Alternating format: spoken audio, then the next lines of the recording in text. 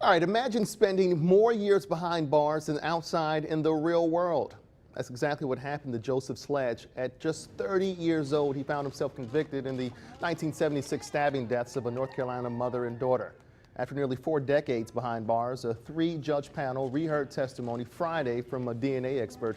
That expert convinced the panel none of the evidence, hair, DNA, nor fingerprints belonged to Sledge.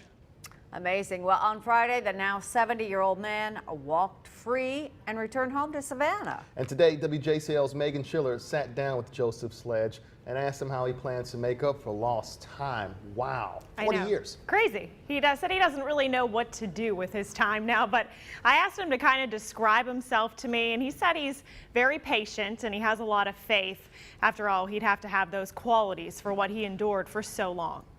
For a while there, did you ever think you were going to get out? Very good question. I had that hope. The hope that he'd one day walk free, enjoying the fresh air and telling his story to anyone who will listen. Praying, begging God for this to happen. And it did. He walked into his jail cell 40 years ago. Now, at 70 years old, he walks a little slower. I'm going to take it very slow, one day at a time. A jury convicted Sledge for a double murder in the 70s with minimal hard evidence. Sledge wrote letters to the judge for years asking for someone to re-examine the evidence, but the evidence went missing. And his attorney, Christine Mama, feared she'd have to pull the plug on the case, but she kept working. She's been on this case for the past 10 years, trying to unravel this conviction.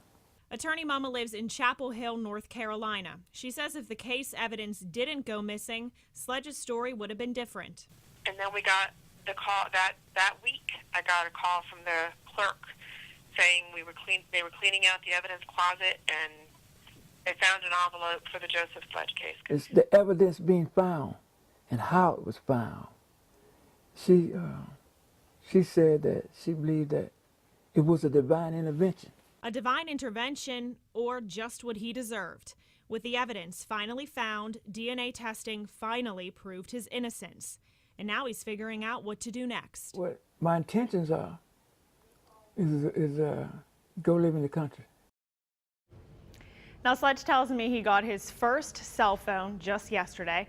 I asked him what kind he got, and he said he doesn't really have a clue. He's spending time now getting to know family members. He says he's never even met, and he also says he's going to take this adjustment just one day at a time.